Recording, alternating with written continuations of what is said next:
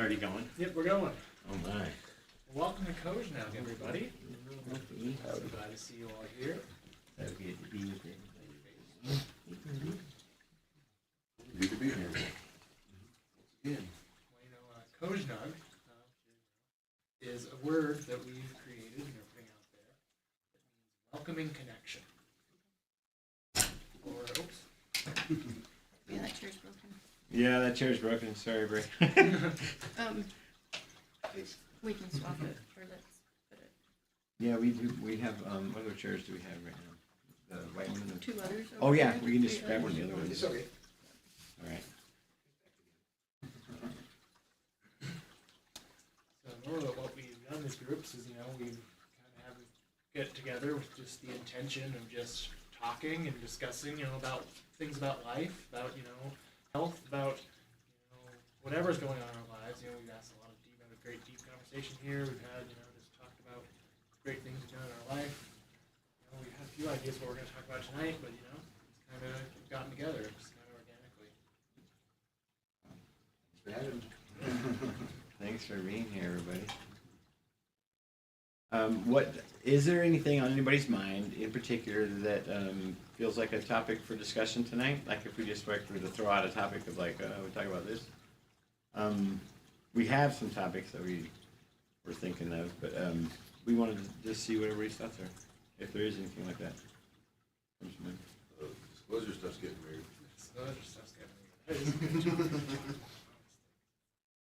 It's a bit current event kind of thing.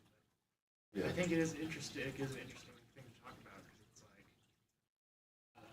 because it's It's a part of the moving forward and the discomfort and discord that it's going to cause for people stuck in their cognitive biases and dissonances is definitely a topic of empowering everything. that's exactly Right. How this is going to be coped with on a lot of levels.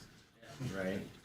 I think exactly goes into I think people are going to need to find personal empowerment because I think all these systems are kind of coming into this cyclical end where it's this point where people are going to start deciding what we're still going to keep and move along with in our culture. And I think a lot of these systems we have going around right they falsely empower you. They don't give you they're keeping you tied to it for one reason or another because it wants your energy or something. I think it would be fair to say that false empowerment is the theme of centralization. Yes. Yes. Thank you. Well said. Amen, sister. Put it real simple. I think that correlates rather well. Yeah. So now, so now that we understand there is this thing called false empowerment, what about it? And what is how do we see something different? How does that relate to disclosure? How does it relate to disclosure? I guess is one With thing. seeking an external savior. External anything. External solving of a problem is just a lack of awareness of what is. It's like a lack of being authentic self. Because the authentic self, it just is. And we have a being that's between our thoughts. It's just beingness. Like math. Math just is. We don't do math. We recognize math. Math is just one art form. Yeah, it's like one way of seeing beauty.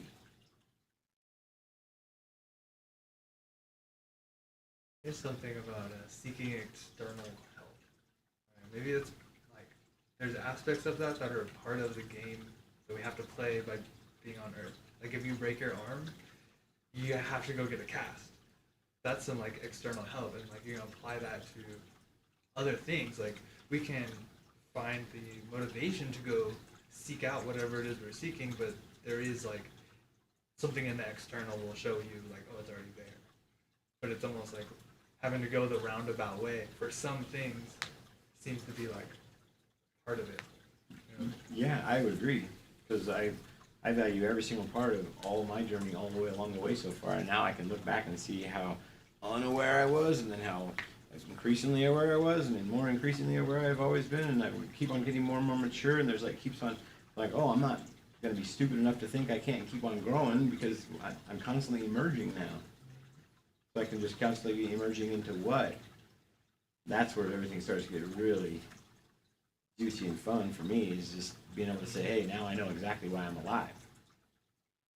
I've made a choice. I know I have a why now. Dogs at the mailbox. What? Your dogs at the mailbox. Oh, is Millie outside? She must have been out on the porch with us. Really? Hey, we talked earlier today about, well, let's talk more about this. How much deeper do we want to get into this concept of this, it's a current topic? I didn't even know that everybody's talking about disclosure right now. I want to kind of go back to what you were saying. Is it, so let's say, you break your arm. Even though you're still going to cast, you're still, your body from, still From the feels inside out. So it's like, it's kind of like, what do you identify as outside of yourself? If you understanding that, Well, there's a difference between seeking help and externalizing liability and accountability into another figure or organization, which is, what decentralized institutions are, or religions are, and those people who are like, oh, believe in us and you will be just fine, instead of, figure it out for your fucking self, so that you will know what you will be, whether it's fine or not. They're exclusive value-based systems Yeah. that have been put together. The exclusivity nature of them is what leads to the best they can possibly do is the false empowerment. So there's always this emptiness at the other end because it's just a constructed thing that's trying to say that you're not a fully equal and fully powerful thing to everything else and has full potentiality right now. The whole thing is like a cell structure. Exactly. Buy our things that you don't actually need. It's not like a marketing thing where it's like, hey, we have these things that are good for these things, sign up, It's like, you should buy our shit because... There's a lot of things that we don't actually need. Because like- we have clever marketing, or Right. clever advertisers and script writers and whatever. But and we're wearing jingle writers. jewelry. We're all wearing jewelry or glasses, and do we actually need, visually, yes. But do we need jewelry? Do we need socks? well, yeah, Nail that's, polish. when it comes So- down to needs and wants, that's when it starts coming down to like personal, why you wear jewelry, for personal expression, for status, Wants, whatever yeah. reason you do it. You don't need No, you don't Nope, need it. there's a lot of stuff There's we a don't lot of need. things you don't need. But as part of that, we find our own self-expression through clothing, hair products, colors, hats, all this stuff we don't need, but we want. It's like, oh, this is kind of showing them who I am. That could be seen as a need, like the need to express, the need for the world to see how you are, like The who need you for are. artistic expression. Yeah. Well, And with that's why the monks are uniformly and aesthetically dressed. It's like they're trying to not take that vanity pride or need or want for that self-expression in that way. Hey, we'll Right. represent neutrality right here. Yeah. You express from here. Mm-hmm. Yeah. Glasses are technology, the wearable technology, and like They've also become fashion the too. same with jewelry. Some jewelry Right, is technology and is just taken to this other level, symbolic thing to represent whatever hierarchies. Haircuts, Not getting a haircut. right? So is there a gray area in all of that? Well, he's like, yeah, this gray area.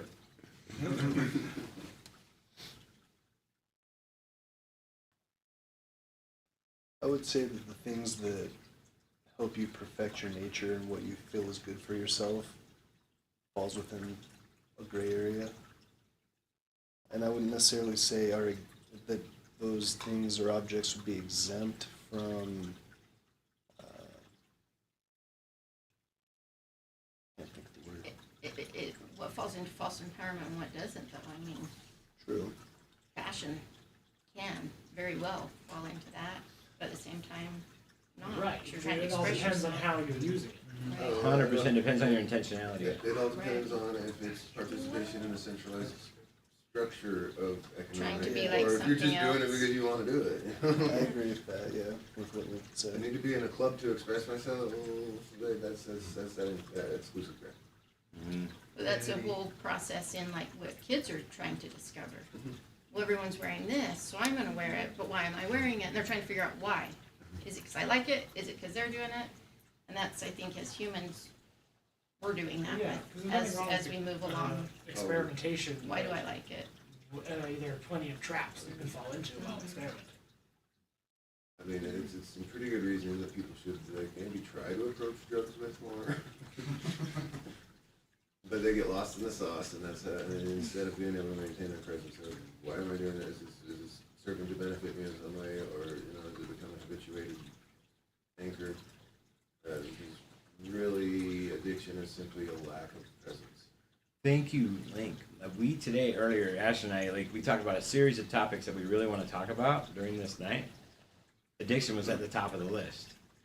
That's a good one. It's constant. Every one of us has some sort of addiction that Well, we everybody's wrestled with. and or we're everybody's wrestling had with. some sort of exposure to the concept, or to people who had treatment for, and the different systems of treatment are all so far in their own exclusive vein of our method,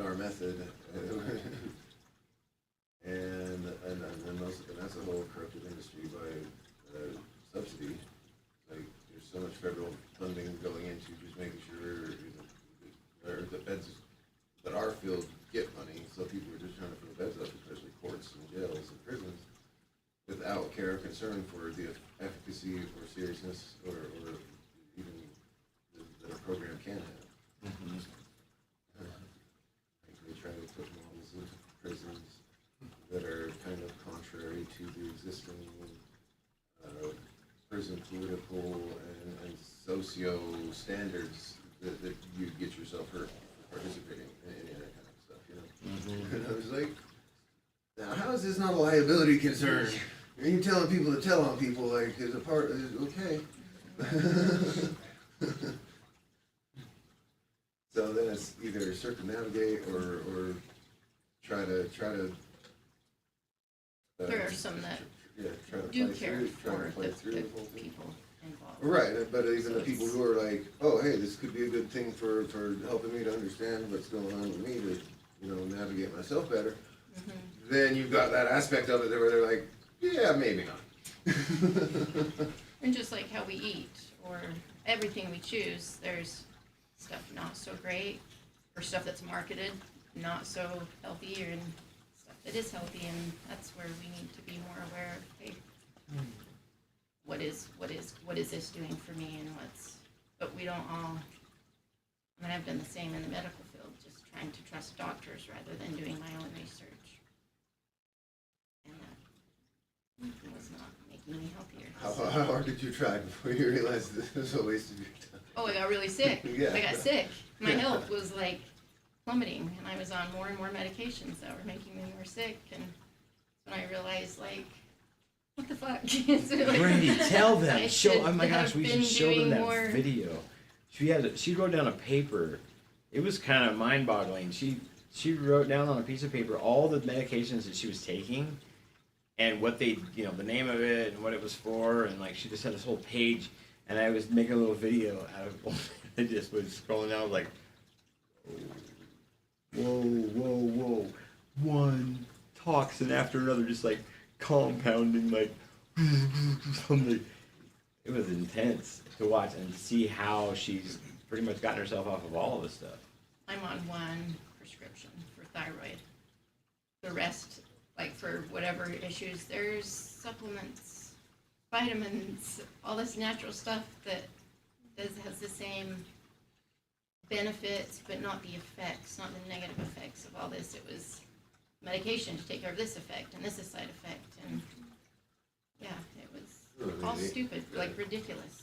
That, Even thyroid with iodine and some of iodine's sister compounds can really be improved. I'm on selenium and iodine, so. Yeah, that's not even medication at that point. My thyroid is, I just found out, half the size of what it should be.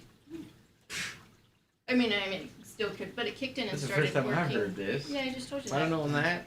I do, I did tell you that. I'm just kidding. My thyroid kicked in and started working after I had Easton, my second son. And I'm like, how do we recreate this? Something's happening. It can still work. And of course the doctors are like, oh, your body does crazy things when you're pregnant. And I was like, but I'm not pregnant anymore. I'm done. So it's just, perhaps, then they renamed it Hashimoto's. Your body's just attacking your thyroid. So, anyway, taking selenium and iodine and different teas that are supposed to help kick it in. And I'm not great. I'm not great at staying on top of everything. I would need to be drinking gallons of all the tea I need for all my organs a day. But it's helped me at least be more aware and conscious of everything. I'm on a more natural thyroid, not a synthetic created chemical one, so.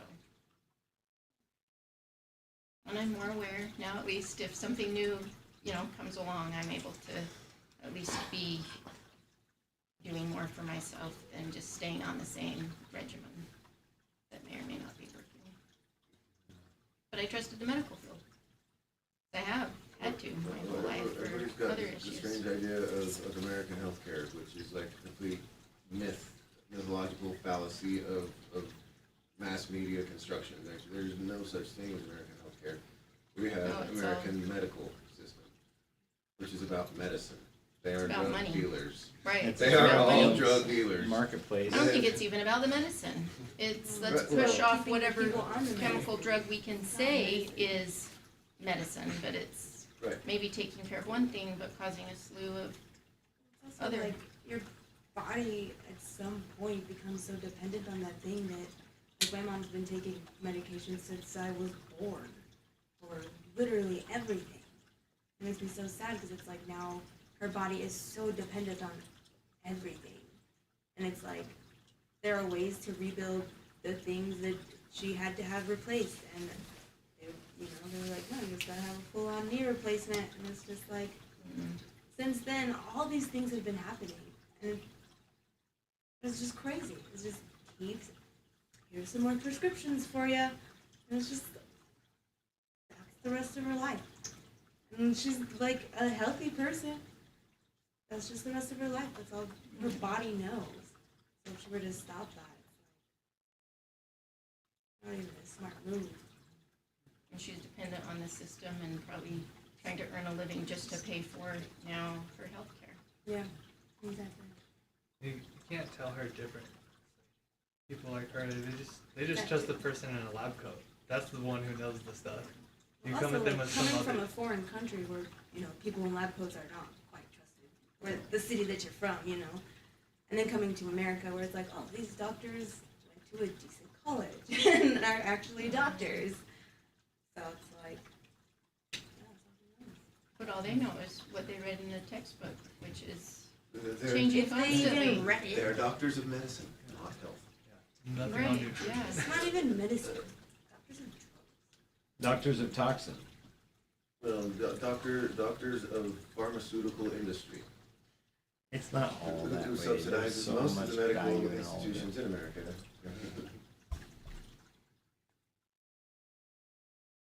What do you got to say, Gilly?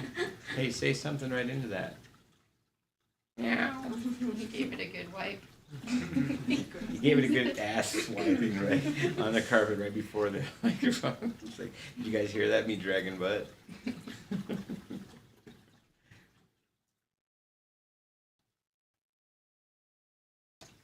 Do you guys want to talk any more about addiction?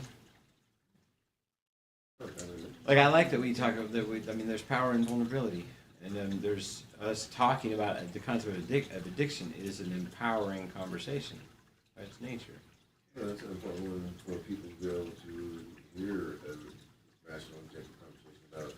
So, they don't have to subscribe to the banter and one-line propaganda public messages that are not proliferated to the health classes and legal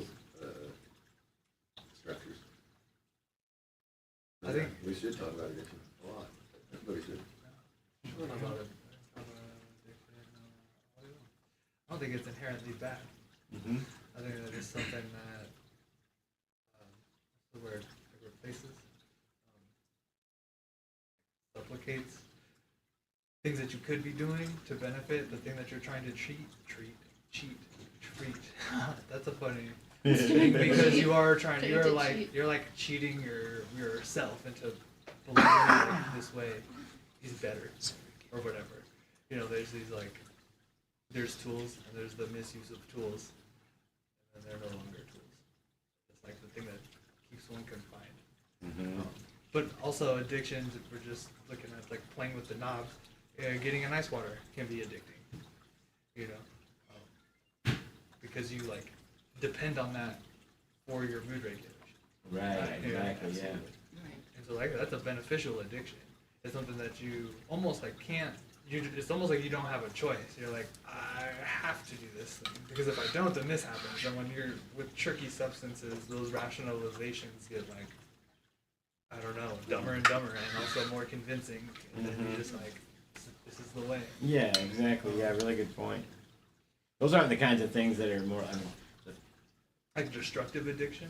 yeah, like addictions that actually, once we realize, hey, I'm in the middle of Like self-care substance. right now, not self-care.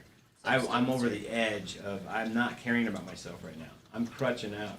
I'm using this as a way to, you know, placate or, you know, stuff or really repress some part of my shadow or something. So there's that structure of like the pyramid, the hierarchy of needs, where addiction becomes like breathing and eating and water. It's up there with those where that person feels like they will die, their world's gonna fall apart if they don't get that.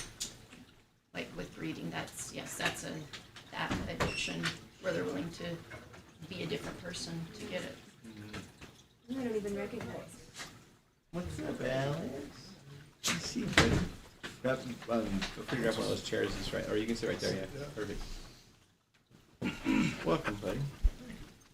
We're just barely starting to talk about addiction. Oh. Barely, just like 1 minute ago.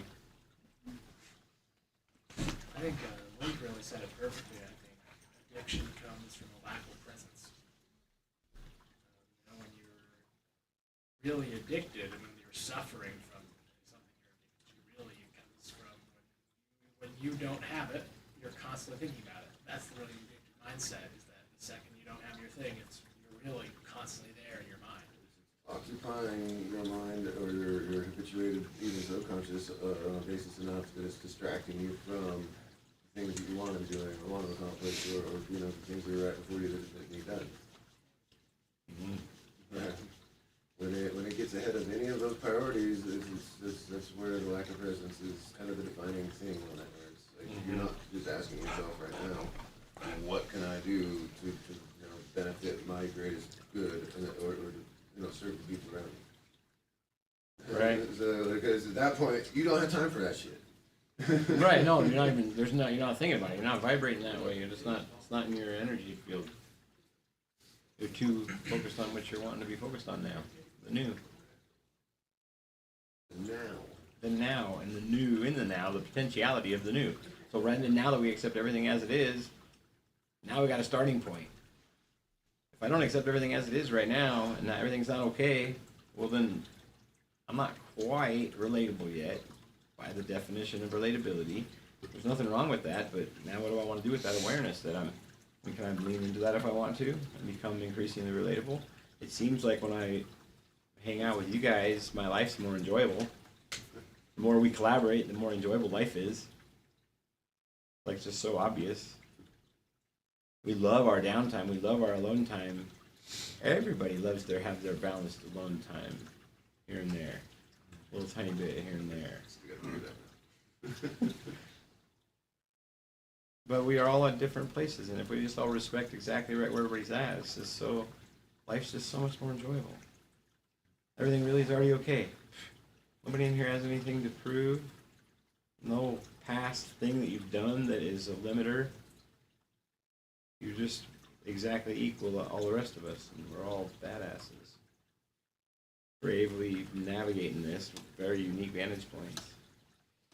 Very cool when we start really receiving from each other instead of resisting each other. There's like destructive addictions. Is there like a left of Pisces, and there's like some that are both. I can see what you mean. What's a constructive addiction? getting a drink Cold of water. plunge. Cold plunge. Good water. Exactly. Yeah, I'm water. addicted to good water. I can't drink out of a fucking tap. Yeah. I go way out of my way. When I don't have it, I stress. I'm like, fuck it, Sunday, what am I gonna do? I gotta go get the fucking Snickle Fritz up the hill. This sucks. Dude, we like get dehydrated on the days when we run out of spring water Yeah. because we don't want to drink the tap water. We're just like getting all dehydrated.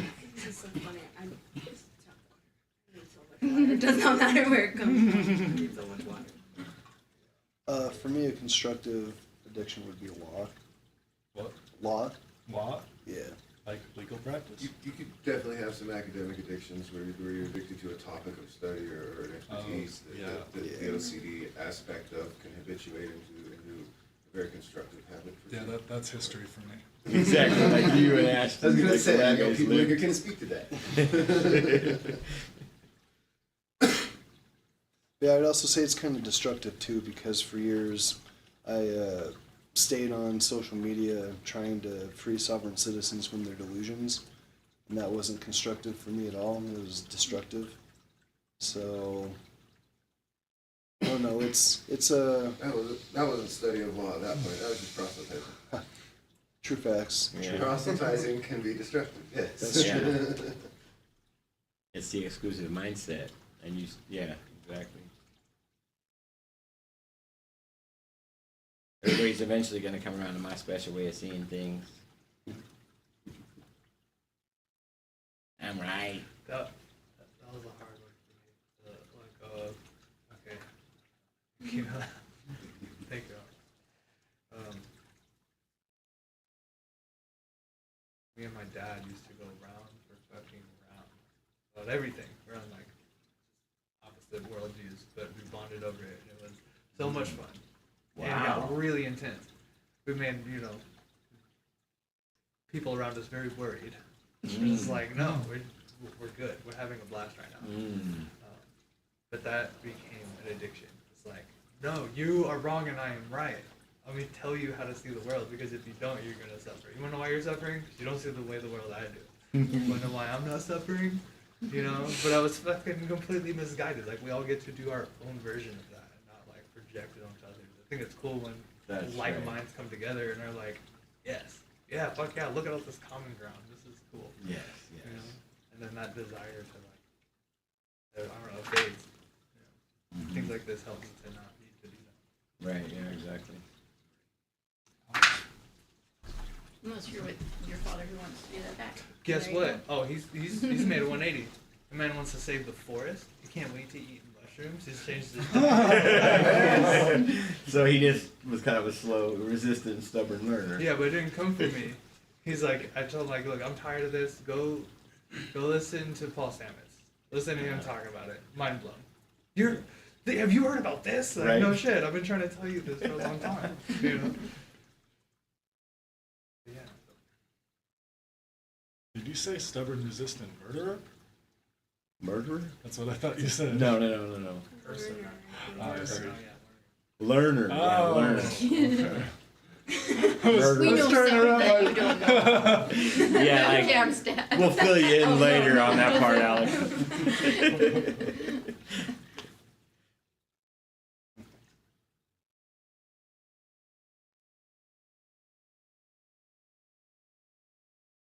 I think for me, one of my most powerful moments for my addiction in general in my life.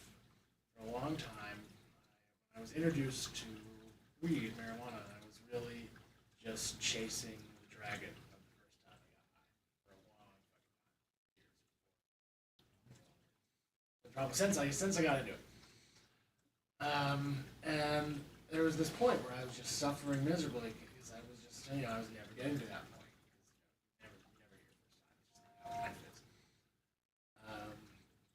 But I got to this point where I was like, all right, well, I just need to frame this differently because I just can't take this story anymore. So I ended up, it was the most liberating feeling to release the feeling of being high, being the dictator of my happiness. Because I felt like I could still pick up and do these things with the intentionality of, oh, I'm doing this almost to, you could paint your experience, or you could, there's so many different stories you can tell yourself. They're more empowering than I'm trying to get high. it's just that, yeah, instantly just changing your language can change how much you're doing with anything, any kind of substance specifically. Yeah, I was saying about being present. When you're Yeah, exactly. Present, you're bringing intent to your actions. When you're bringing intent to your actions, well, then they're going to carry the value of that intent. Yeah. Whether that's constructive or destructive, that's still whatever your intent is. And you can just take that exact same intent and just put it into, hey, I want to get myself high right now by just doing something unique in my body where I can just like generate some energy and get myself high. You can do that. I mean, we can do it fast now. We've learned tons of different ways in Surrender Lab. Are there parameters to changing the like inherent qualities of something through intent? Like, can I bless some crack rocks and then it no longer becomes this destructive thing, you know? And it's like, Well, how do it depend? Because after you smoke your crack rock, are you gonna go streaking naked, praising crack, or are you gonna sit in your room praising God? Maybe both. Might be a journey. Depends on how high I It's get. not going to be a very long run. Are you depleting your body of other things it needs, like food and water and exercise, while you're, like, yes, it could be destructive if you're, I don't smoke crack. Yeah. I mean, there you go. I don't need food and water. I just need crack. So it could still be destructive even though you're praising and healing the world at the same time if your body's being depleted. There's gotta be a balance. Yeah. A balance, I think. What if in it was like the everything. perfect amount, the perfect little hit, where it was just a small enough dose to where it was like just on the front edge of it, where it was only helping you intentionally do the very thing you were doing? Yeah, that's. I mean, So yeah, I just smoked crack, but I just smoked crack very intentionally. That one guy, that one Finnish guy who took the amphetamines and skied down the mountain. That's your homework. yeah, I did a crack ceremony. Like, no, I'm not gonna. Next Thursday, crack ceremony right here tonight. Anybody got a Medicinal crack crack pipe? ceremony. Who knows how to do this? I got some crack right here. Crack ceremony. All right, Kelly, be here. Kelly's Kelly will be here. Kelly's crack is the crack. Yeah. No, I would say I've seen more people detrimentally addicted to gaming than drugs. Yeah. Hands down, over and over, like tenfold. Yes, Absolutely. I see what you're talking about. Huge time sink that you can just sink your entire life into. It's like It's gambling. anything that anything that takes you Effortless. into imbalance, anything that takes you into a place where you're not leaning into self-caring, You know, full empowerment. You know all the progress I've made in Elden Ring. I'm almost 200 hours in. I'm finally at Malekith. But there are nights when I'll come into your room to get on your PC. It's like 11 at night, and I'll just grind until 1 or 2, knowing full and well that I should be asleep. But I'm like, the grind. And so like you said, it's like addiction to gaming. And that would be Works the are pretty powerful one Yeah. for a lot of people too. That would be the point where it's like you're depriving yourself of things you need to feed this need. But let's put drugs on a podium and ostracize that shit and ignore all these other things that are the Yeah. exact same problem. Right. In Right. effect, Yeah. they're just a little less expensive or even lucrative in the case of More work, expensive. and probably not as bad for the body. You could buy heroin for less than a top quality gaming PC. Right. Well, it's funny that you bring that up about going in at 11 to 1. When I was in college, I would come home from class, play World of Warcraft until I had to go back to class, then go to class and come back and maybe take a nap and do it all over again. And I was playing my friend's profile. So Oh my gosh. there would be times that I'd be playing and he would try to hop on and I'd log off and he'd text me and say, "Stop playing my fucking profile and let me play." Because I was on it as much as I could. So yeah, gaming's for sure another addiction that is effortless. Was Adderall in the mix? Over there? Nope. You don't Just- understand the Warcraft craze, bro. I do not. Well, I kind of Pick up Skyrim.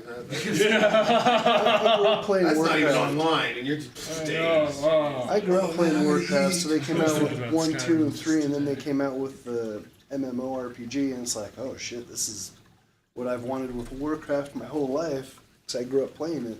So when, yeah, it's addicting, for sure. Legacy addiction.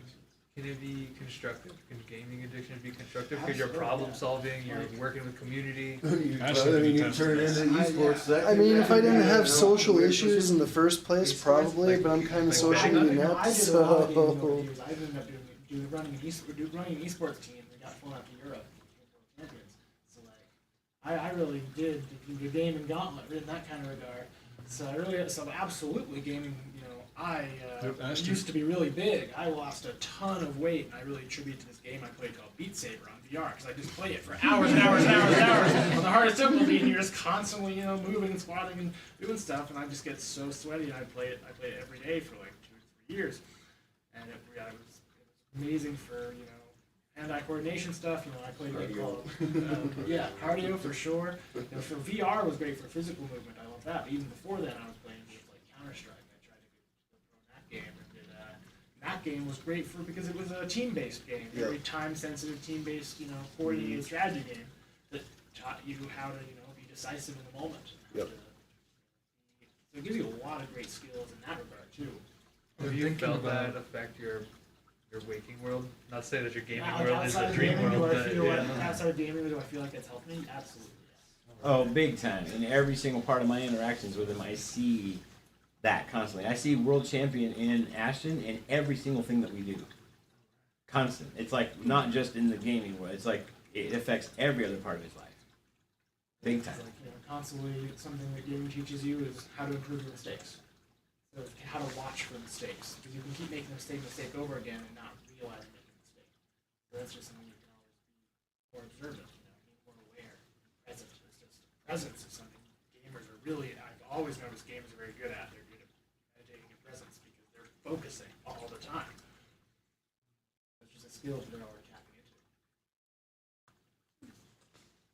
And so make a lot of money doing No, I it too, really right? From a I- space Play of Tetris. I really think Tetris is better for you than watching Netflix. I agree with that 100%. It's more interactive. I grew up playing Nintendo and stuff, so I've been around games my whole life, and my hand-eye coordination is better than my brother's, and he never really played games. My sister has good hand-eye coordination because she's an athlete, but I have never really been athletic, and I'm really good with the hand-eye coordination, hand-eye coordination, so I attribute that to my years of gaming. Are you good at like pool and darts? He's athletic. I- I'm telling you right now, I played ping pong with him. He and I were like on fire. I didn't know I had it in me, and we just kept it. We were like on the Chinese. We were on the Olympic. I mean, it was amazing how we were playing. I felt like They were in China, in their bubble, playing the playing Chinese. pretty. I mean, like True. I watched. He's really athletic. Yeah, I'm rusty, but I used to play a lot of pool when I was younger, and I would say decent. I'm not like super good, but now that I'm an adult, I think I can wrap my head around the physics more and be better than I used to be. I just have to play more. So I used to skateboard a lot too, but I'm too broken in my body to be able to do that anymore. Too old. You're so old. Old Kelly. and busted. You're so old, That's I'm Kelly. 36. Yo, you're so old. Bro. No, You are, dude. You just face it. I You're lifted gonna be and 62 twisted. before you know it. I lifted and I see twisted at gray hairs Staples right there in your beard, and bro. popped my back, and it's been jank ever since, and it's just gotten worse over the years. And then I live a sedentary lifestyle a little bit. So Staples clearly told you to get fucked. yeah, because it didn't happen immediately. It was a month later, and one of my coworkers is like, "Tell them it happened today. They're gonna screw you if you don't tell them that it happened today. You need to tell them that it happened today." I should have listened to Manny, because she's like, "When did it happen?" "Oh, a month ago. Sorry, can't do anything." Thanks, Valerie. That's really helpful. Like, cool. I'm 22, 23. I'm gonna have back issues the rest of my life. Awesome. So Kept your integrity. Got those back problems with man with integrity. I did I the same look thing when back- those I- COVID checks came out. My friends were getting 12 grand. I was like, no, I was working. Right out now, I was working. I have a job. Anyway. I mean, I'm self-employed and I still In got it. California, they were. Oh, My where? friends on the street were getting $12,000. What? Wow. Because you had to fucking fill out the paperwork just right. This is what my job was. Now I can't work. Oh my. I lost my job due to COVID. I didn't get 12 grand. No. You gotta tell them that you made enough, but not too much. Well, I Um, made more from unemployment than I did at my job. So, Wow. I mean, I benefited from COVID. I did. no, sadly, integrity has no place in a capitalist world. Which is changing right now. Yeah. It's been the case. I agree with that's been the case because we go in transactionalizing relationships without an understanding of where true strength comes from. It's all been false empowerment, but that day is, we're already past it. It's already moved. If you're not an intentional company nowadays, you're just gonna die. The writing's on the wall. You're a dead company already if you don't intentionalize. None of us want it. We're not gonna stand for just people just money grabbing. There's something that worries me about that. Like, corporate culture wants to engage their customers. They're like, these are the things we believe, which is a good thing, right? Because it's like trending more towards inclusivity and giving back and being environmentally conscious. These are all good things, but I worry that some of these entities are like playing on our heartstrings and being Well, like, 100%. Yeah. So you got to be able to know how to feel the vibration of how that feels energetically. What does it feel like? I'm a skeptic. I don't like any of Yeah, it. how do I get Well, But it's all part of you. Well, if you want a good example, medicine, not healthcare. How many people trust them? A lot. Well, Get a marketing degree. You'll figure it all out. and I think You'll know what you're it's all about. I think you're kind of referring to those what they call those ESG bonds or some shit, the economic, social, and government things that all the corporations are doing nowadays. So I don't know. I think they're playing on our heartstrings because I saw some numbers that didn't make sense to me, and I don't remember what it was from. It was from some electrical company and how they're gonna put all this green energy out under the condition that we make a 13% profit off of it. Well, that's never gonna happen ever.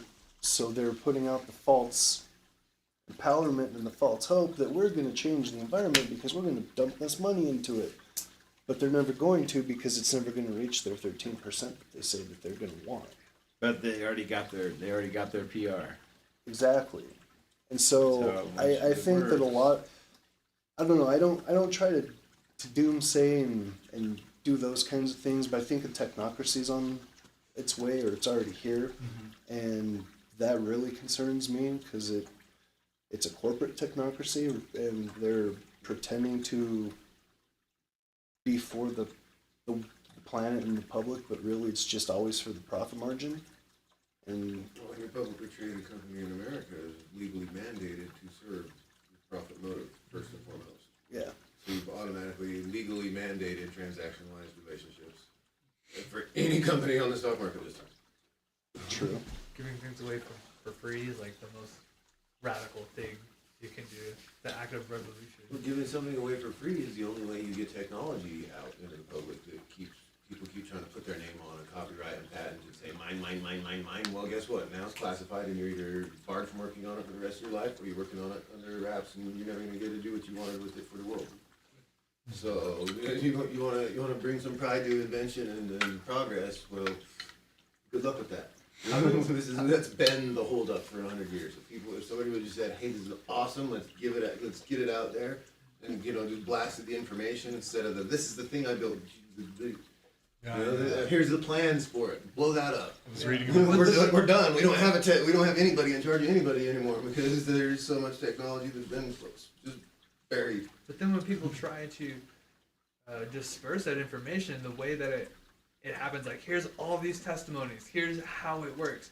It is hard for people to digest because it doesn't come with stamp of approval Yeah. or whatever. And it's like, what would we do if like entities started saying like, oh, here's all the things we've been hiding this whole time, you know, like for free or affordable. It's gonna change things for I everybody. don't want any of the things. I want the plans. So Yeah. I want the information. I want the how-to, So- do-it-yourself, build-it-home guide. Dude, there was a Canadian. Like, I don't care about the things. so when they changed Because that I'll whistle- photocopy that and I'll put it on everybody's doorstep in my whole block. the At whistle- least one of those is gonna get copied like that again. And then I'm gonna be able to swallow that. how do we do that? How do we do is that whistleblower act like that's supposed to help, right? It's supposed to not incentivize, but like alleviate the Well, fear. no, around you talk coming about forward? trying to get the information back out of the government. I'm talking about the people who made the damn inventions to begin with. They were not in the government. Right, but they're They got scared. swallowed up by the government. Because they wanted to say, mine, copyright, patent. Well, classified now, get banned. Well, Your life's work is gone because we don't think it's safe for the public. something that I came to realize from my buddy David, my mentor guy, is that people don't appreciate free for the most part, because in the context of like Melly, stay. giving out Stay. Melly. like law information, because David, he was trying to give it out for free to people and they didn't want it, just like I was trying to give it out free to the sovereign citizen people. They didn't want it. People have the illusion that free is worthless. Doesn't matter, because in a capitalist world, what has been molded since the 40s, Hey, Jay. How you doing, buddy? there's always the idea that something has to have some kind of price to it. And so if there's not a price to it, people think it's not worth anything, even though it could be the most awesome thing in the world that's priceless. If it's free, they don't care. Here's a free energy box. They don't care. Good. They'd rather pay somebody else that money because, well, there's a value attached to it, so there must be something to it. So I think that's a realization I've come to, and it helped me get over a lot of my issues that I was dealing with like even my dad, because I was trying to help him with free information about what I'm learning about the law, since he got me into the law shit in the first place. But it's free. He doesn't care. But he'll go and pay other people for it. It's weird. So when David said that, it's like, wow, that's kind of mind-blowing, because that's kind of how it seems in my own experience. No, I've seen a similar effect. Like, if you underprice a product, people will think there's something wrong with it and they won't even want to look at it. Yeah, Like, it can be 10 times better than anything else out there. it's strange.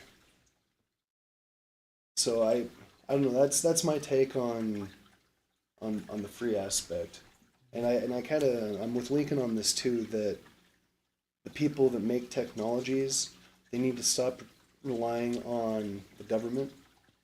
Like patenting it and things like that's nice because it protects your idea, but does it really? Because with everything that China does and with all the technology that they steal and all the ideas that they rip off from everybody, what good is your patent at that time? Is the U.S. really going to step in and enforce your rights in that regard? No. Because for some reason the world subsidizes China, even though they're trying to actively destroy us all. No, they've already established a precedent of we're gonna come in and steal your fucking shit and classify it, and then let you either try to go through security clearance process And then to sell be it able to to work China. on it anymore. And then sell it to Or- China or have yeah. China steal it from Yeah. them. Like, yeah, it blows my mind. So I don't know. It's a debacle, that's for sure. Debacle, whatever that word is. Tobacco?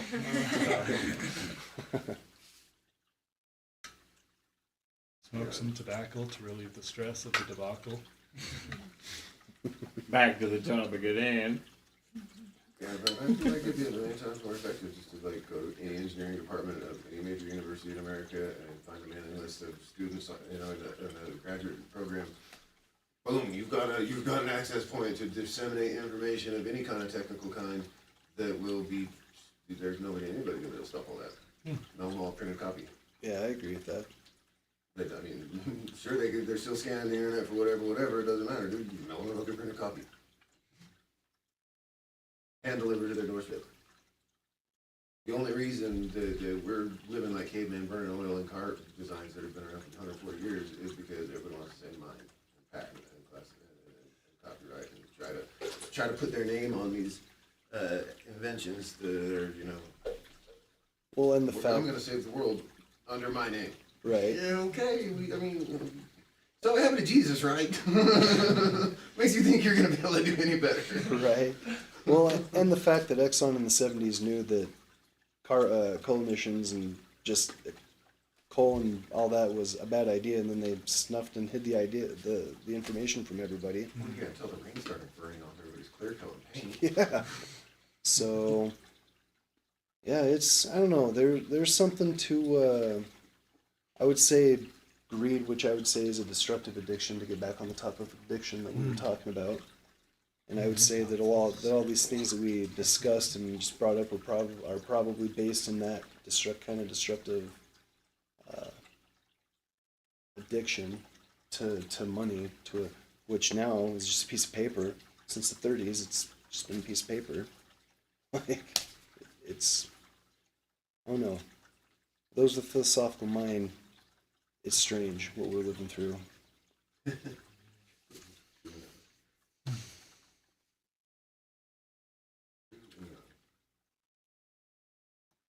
Greed is the vice of, or the addictive vice that is causative to, you know, the hoarding, which is also the billionairing and the resource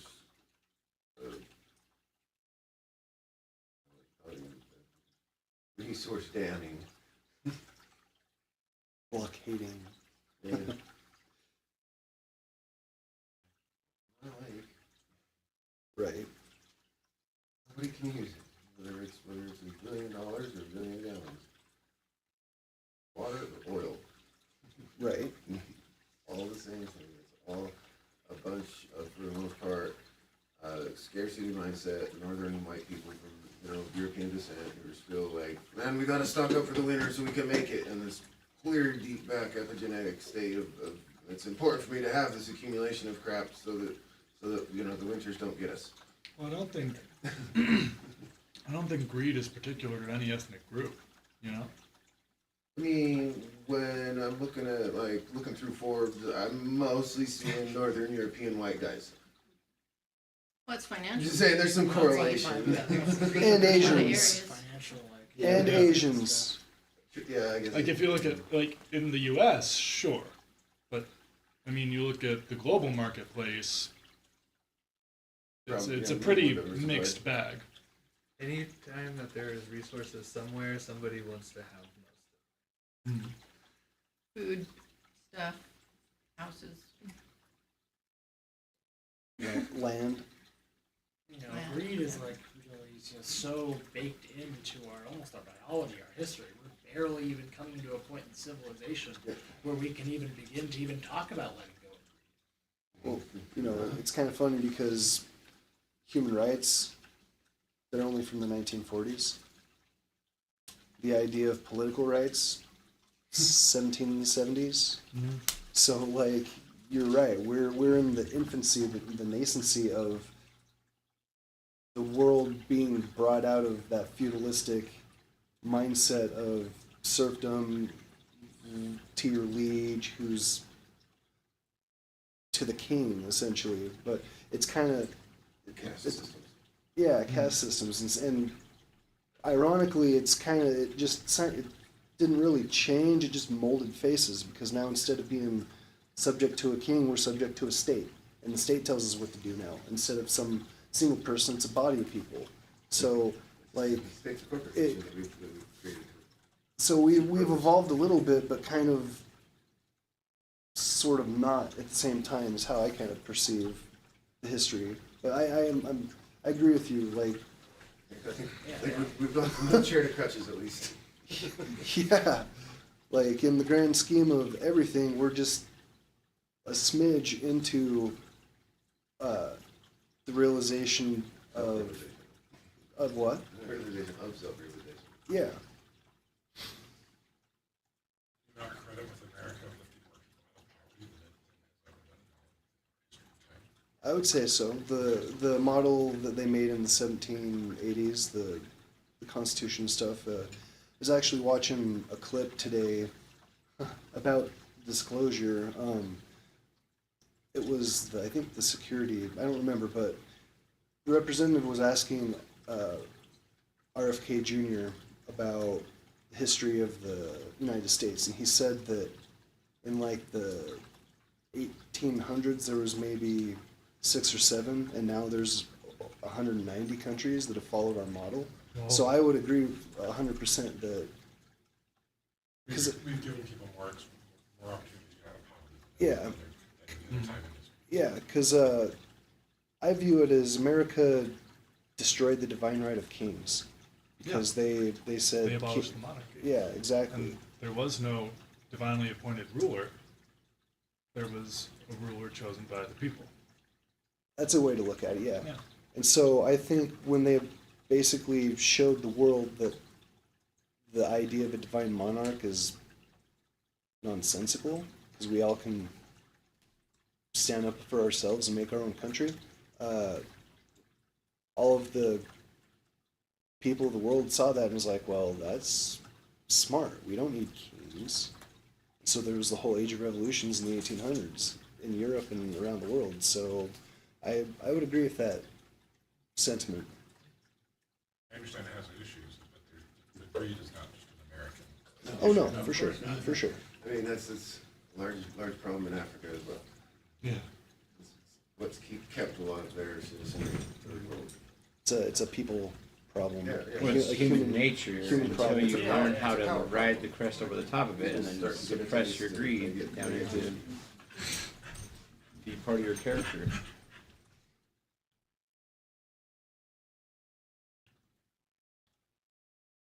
So I like the idea of us talking more about addiction like we were, but in the context of COZSNUG. Like how did I actually have to go soon. you do? Yeah, well that's perfectly fine whenever you need to, Alex. You can just walk right out. Yeah, how do we? Because every single one of us has all kinds of different addictions that we've had and have, and but we want relatability now. We want more life. We want to have more enjoyment. We want to get past our self-limiting beliefs. We want to get past the self-sufficiency ideas and the individualism ideas that were awesome and empowering at some level, but we want more. And so I know that I have approached the concept of addiction for quite a few years now and really pushed myself hard in a bunch of different ways to prove to myself that I'm not addicted. Like, not addicted, all right? So I was smoking weed every day for like 4 years when I first left the Mormon church. Like, hell yeah, I can smoke weed again. And I felt like I did it in an imbalanced way. And looking back on it, I actually, I'm way more conscientious of the impact that I had on those around me than I was then. I care more about it now than I did then.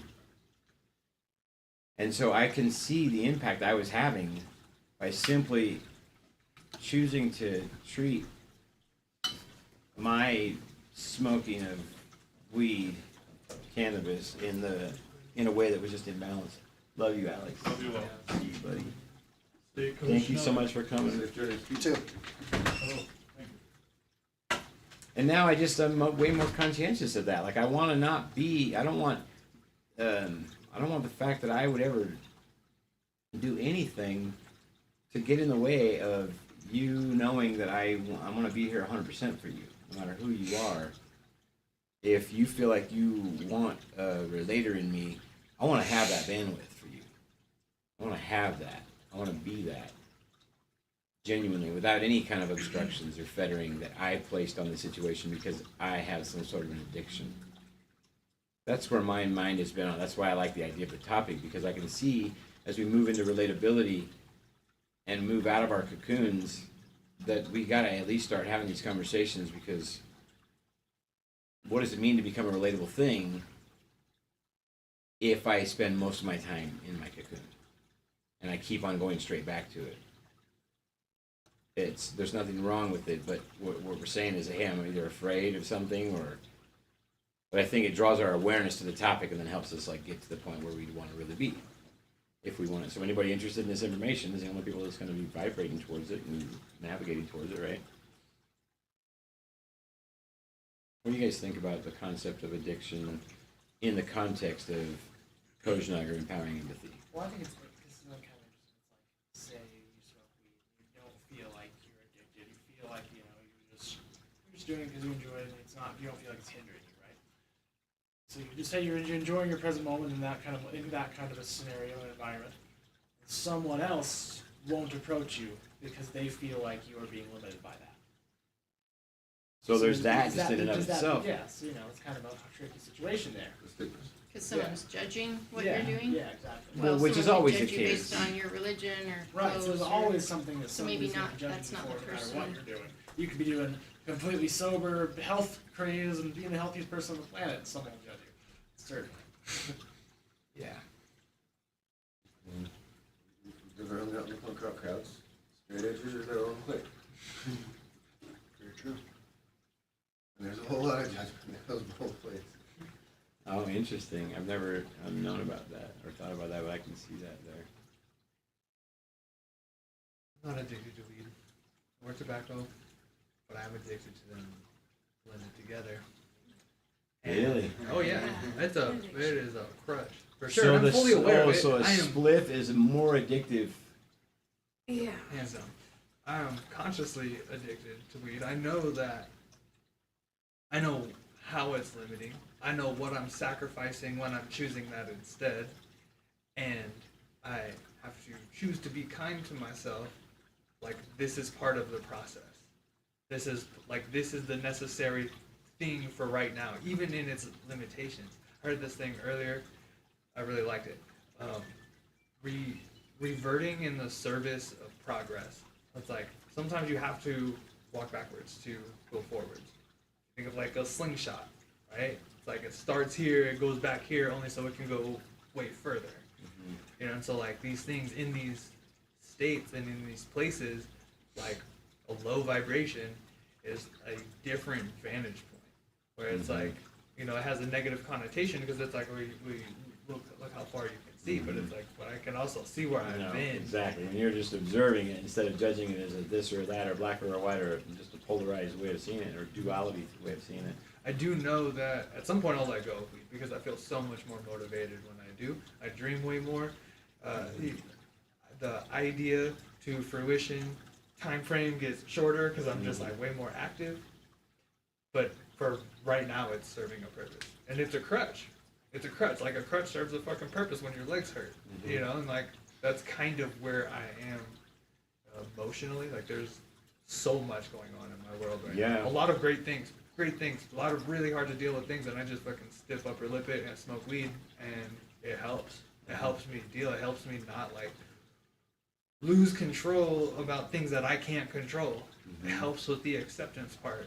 Sometimes like fairness, some things feel really fucking unfair.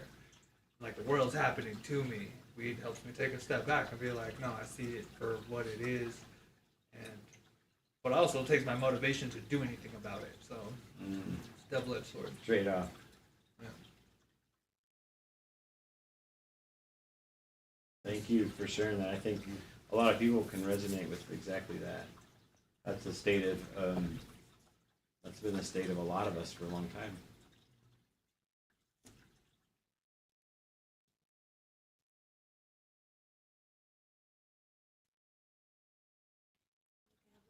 I feel like I smoke weed to do the things, and I do them more productively, and enjoy doing them. Not that I don't usually, but it's just like that's all I'm thinking about if I haven't already smoked.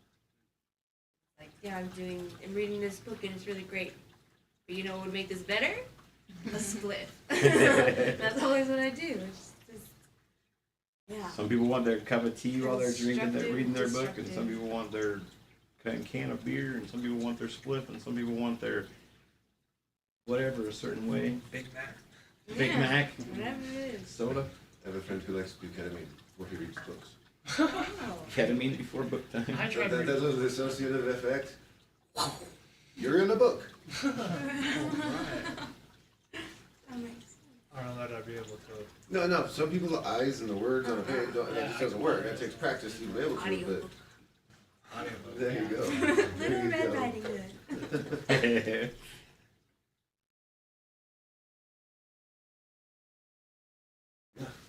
Definitely, I mean, sometimes it's not a crutch, sometimes it's a ladder. I love that. Yeah. It's still something you gotta carry around Yep. Yeah. on your back, you know? Yeah, good point. Yep. So it's like, if you don't have your ladder. The anti-drug folks, that always makes me laugh. It's like I'm fulfilled without it. Like, good for you. That's great. There's these things up there that you can't get to though. So you don't know what you don't know.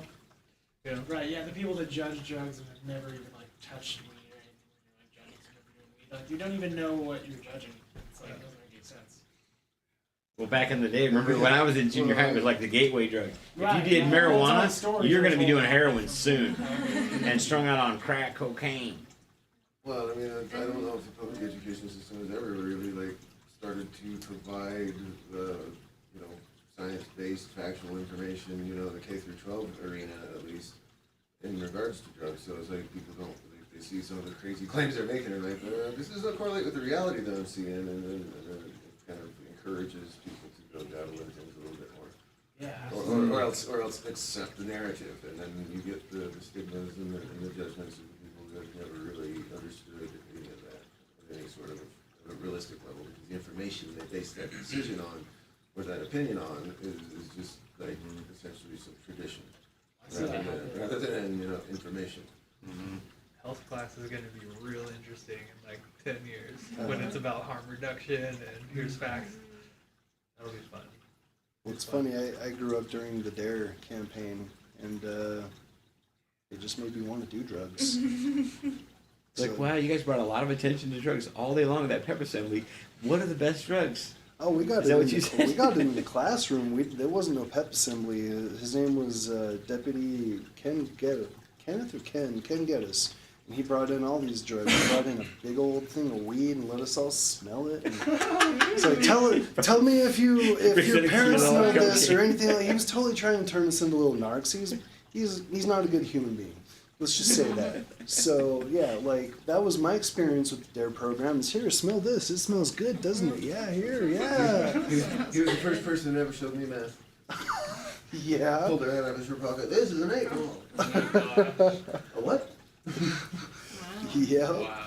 Good old Geddes. My gym class did the same thing with eating disorders.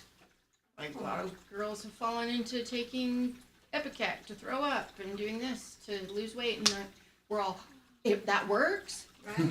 we can do that. Like we were dumb, clueless, small town kids, and so yeah, we're like, we're gonna try it. Didn't. It was supposed to do just the Right, opposite. just by giving them the information, it gives you the option. Then it's also like if you don't talk Right, repression's the exact opposite problem. What was Like that? Mormonism's What, the what, ex-Mormons. what exactly are you trying to accomplish with the presentation of that information? And is it a sermon or is it a conversation? Because if it's a sermon and you're not 100% cut and try fact and science and authentication and citable source base, that one fucking mistake you make is gonna make handfuls of people say, "Oh no, we gotta go see for ourselves anyway." Right, and when there's no questions that can go back and So forth. if you're not having a conversation, one-sided. you're probably gonna fuck it up. Yep. How do we responsibly tell kids that drugs aren't bad and that they are bad? You know, when you teach them like this is how you play with your Teach about dopamine, kids. responsible usage. And Right. yeah, but it's like here's how Physiology, Here's how you- development of the human body and the brain, like on a for real level, instead of just like a half chapter in a book for 2 days in a health class that's half, old wives' tales. That's gonna be Well, just awareness. I awareness agree. of- I'm like not looking for a reason to disagree. I'm You just know, wondering how I does really- that what does that look like? Well, Here's how you responsibly use meth if you're gonna use it. Right, there's Here's why you another- shouldn't, but if you want to, You know what, I had- Well, they're doing No, I the had same a- with sex ed. They're doing the same thing with sex ed. Like, they know kids are gonna do it, but let's be responsible about it, because here's the repercussions. They used to teach abstinence. That didn't work. That's like, don't do drugs. Go Well, find a home that down doesn't the work street, either. ask them what's your drug I of met choice. a lot of You families. come talk to the like, kids, here's $20. I met Let them, you know, within, you know, as long as he's Around keeping it, you know, kids. on the school level of propriety, and that crowd, let him say whatever he wants. The kids will see that and they'll be like, normalize it, but you it's okay, just the maybe same. that's not the thing I wanna be doing. Alcohol around your kids is responsible, and you teach your kids how to This be is responsible. a drug you like, Use why drugs tell them around why? the kids responsibly. Your Then kids they're are gonna learn not how to feeling do like they have to it. experiment and go crazy. Yeah, exactly. my, I mean, depends my on how parents it goes drank there. I guess around me there's some people responsibly, I think, really and it does didn't have to backfire teach on me you. responsible drinking. It just made it a veil for me. You know, You know? my parents are really responsible with it, so I. But did they learned talk to be about really it? Did they talk to you about it? Yeah, it's in a way. My mom would, and she would suggest to drink at home. If you're gonna drink at home. You know, or if you're drunk out, just call me. I'll pick you up. No You harm, won't no be in foul. trouble. Yeah, that shit. But so I got that pass. Like a week later, I'm like, I can drink at home. I'm by myself. I just got fired. Fuck this. And then it was a huge problem. So it's like, don't, like, providing a safe space wasn't enough. Saying that, like, do it here safely wasn't enough to save me from, like, all the detriment that came from alcohol. More enabling than supportive. Yeah. It wasn't like, here's the terrible things that can happen. Hey, it runs in your family, be careful. None of Right, that. that's the conversation part. Yeah, You know, no. that Yeah. everybody leaves out of this, and you can't put that in a sermon because everybody listen to it anyway from a sermon standpoint. It's got to be a conversational angle to be about this is what it, you know, these are the things that it can do, and here's why, and here's some stories that can relate, you know, that we can speak to it, you know. I didn't Kim, get that, but Ask many questions. With my kids, we're gonna talk about drugs for sure. You know what that looks like, I don't know. But Kim, your story is fascinating. I would love to know more about what was the biggest thing that what was the biggest turning point on the alcohol for you? what do you mean? Like, when did I recognize that it was an issue? Well, no, I mean, like like looking back at it, like now, like what is the thing you would say the most about it? Like, hey, here's what I learned about it. Like if I can go back and talk That to you wish young you knew me, when you were younger? fuck, everything in me wants to say, don't ever do it. But then at the same time, I want to say, good luck, and go do it. Because like all of the lessons that came out of those, there's not one pivotal, like, oh, it got real bad this one time, I changed my life because of that. It was a series of those throughout my whole 20s. And why I wouldn't learn really hard lessons over and over again, I don't fucking know.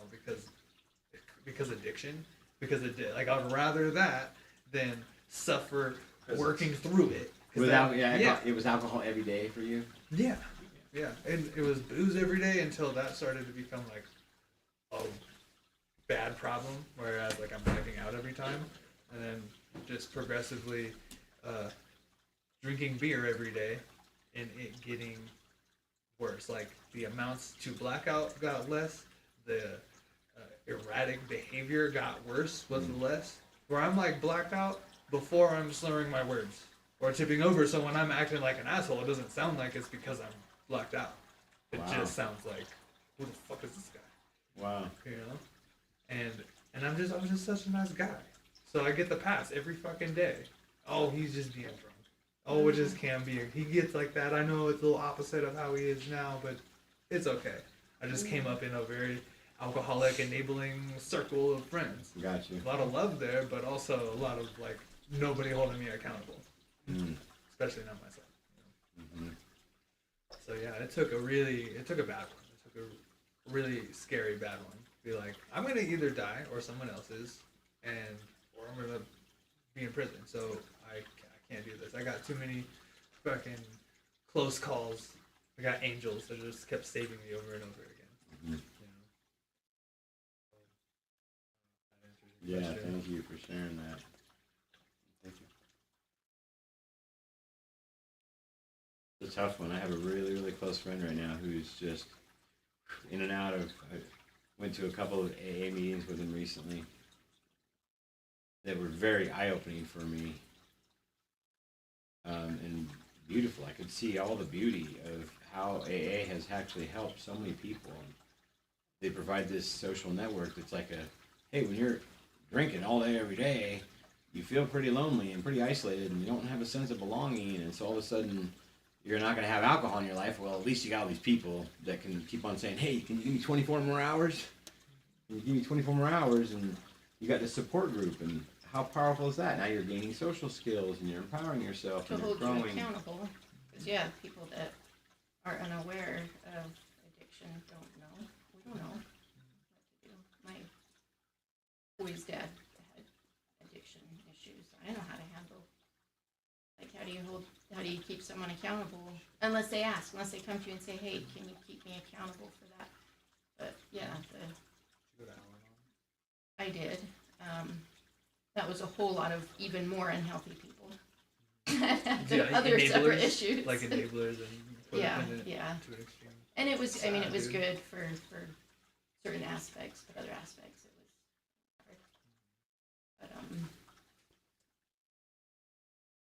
anyway, yeah, we've talked to our kids. We're open. We've been open with our boys about the effects of everything that's happened for their dad and his struggles. And I mean, I hope being honest about that, and they saw what we went through in that whole process. I hope, and they know if it's a gene, I don't know. I'm not going to discount that. Yes, they have a gene that says they could be or not. I don't. That's nothing I'm going to even say it's a hereditary thing. You have to worry about it. You can't blame that, It- but it no. is kind of like increase. But one's they've been chances. around it. Maybe there's influence that could. So I mean, we talk about it. And I want my kids to know. Let's always be talking about it, because, and especially their dad is a really good support structure. Is he clean now?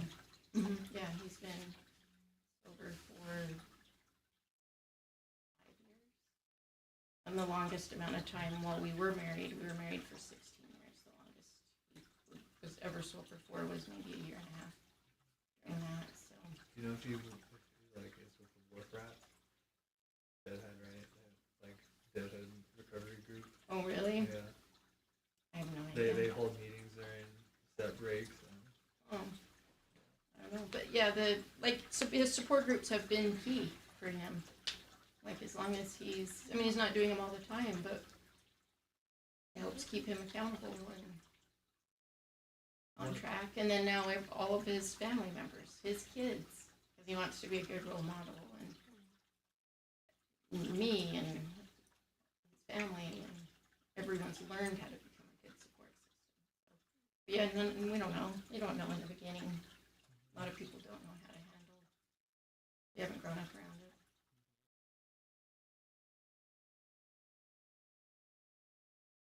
AA is wonderful.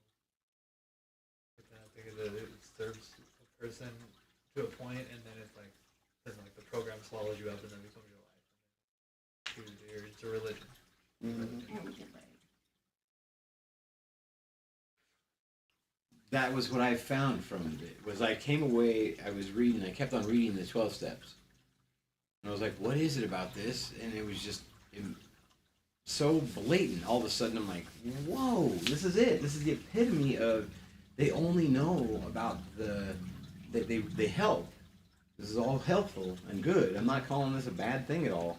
But I can see the limiting nature of it by its nature at the end. Because they're asking you to point to something outside of you. And that by itself is not an empowering concept. It doesn't make you vibrate in the way where you empower yourself right now to be the one who self-heals, the one who self-actualizes, the one who feels like who you're goes in forth full and just control, be love. not something You're else. you're in charge of your life. You're manifesting with intentionality your existence. Now you're an empowered thing. And then you go around and you try to help other people be empowered that want to be, because you can see that they want it. And it's only those that you feel comfortable being around, because those are the ones you're naturally gravitating towards. So anyway, I sat down and I was just like, all right, well, what would it look like then to have these 12 steps? I mean, be fully honored, because look at all the value And look at how much, I mean, how many decades now of value that has added to this. I mean, look at how alcohol has been a shit show across the planet in so many ways. Now, there's plenty of people that handle it and do it just fine and do a magnificent job with it, just like people do with all different kinds of things they call their medicines. But I sat down and I said, well, what would it look like to rewrite these things? And I rewrote the 12 steps. I know that sounds like pretentious or braggadocious or whatever, but I was like, no, what would be a helpful thing here? It's not like a worldwide organization. It's just a bunch of groups.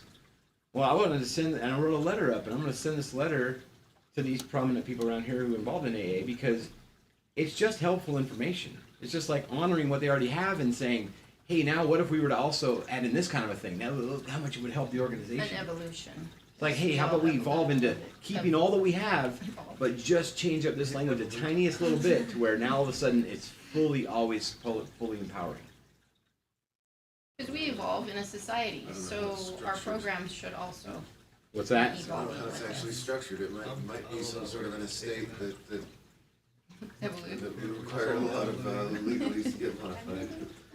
There's no big worldwide organization for AA. It's just a bunch of local groups everywhere. So Right. they're really just kind So how of do you organic. modify the publication?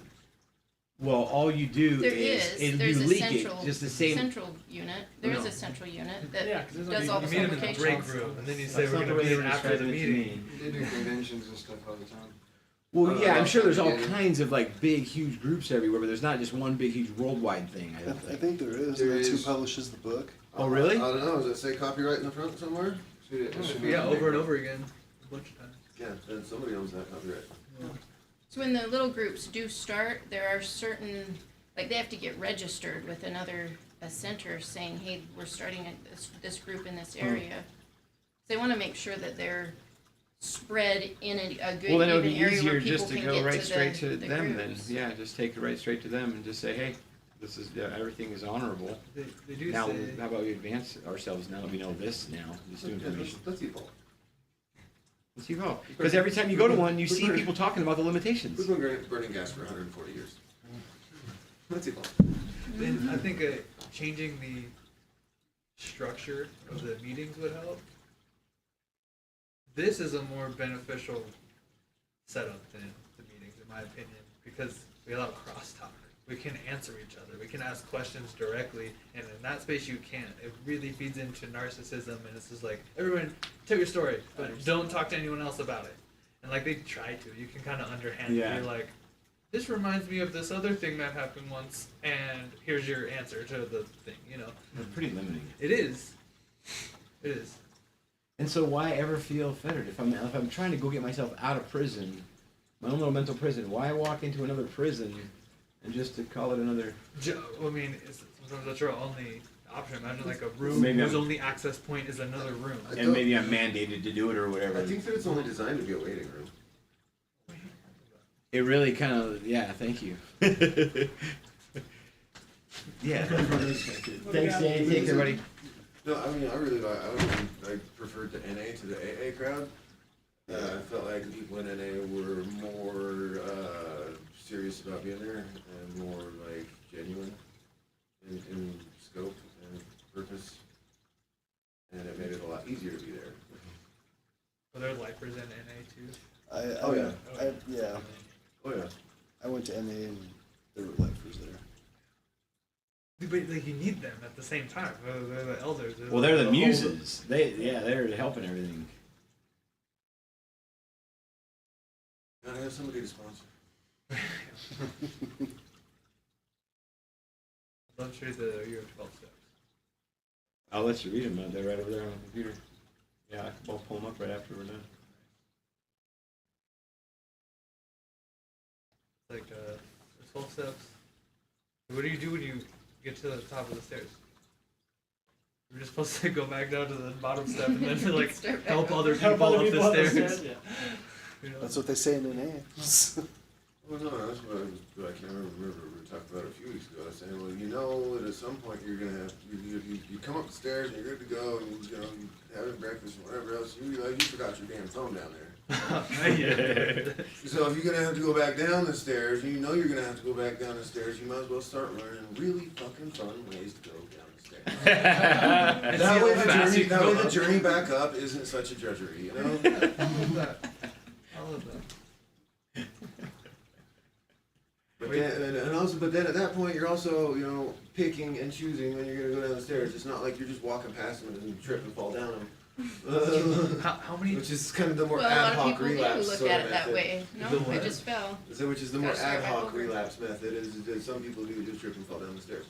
How many up and down trips does one have before you're like, the trip up is just fucking Before you're like, I'm difficult? buying a house without a basement. Buy a new phone. Don't do your laundry if you have to go down to the basement. Yep, only Ramblers with the stories up from now on. Yeah, if I'm going upstairs, it's gonna be up, you know, it's gonna be upward in direction for higher than baseline. Buy a moving walkway, a ramp. Okay, You don't have escalator, any stairs to elevator. do. You stay Fire upstairs pole. long enough to install an elevator. There you So go. you can just like, oh my god, and then you're back to normal. Don't forget the Like Like a stairs. big, huge Yeah. elevator that's so big it's Drop like you call it a down and nature shoot elevator. It's like back all up. nature inside of it. Anywhere that's got the room for an escalator has room for a fire pole. Right. There you go. Going up the fire poles, you got there's stairs and you already know how to use them. So You got the escalator. Yeah. Fire pole down. Yeah, Right. you turn the fire pole into a stripper pole. That way it's spinning the whole time and getting off of it at the top is the least more challenge. Right, for the toughest of us. Gotta strike a pose at the top.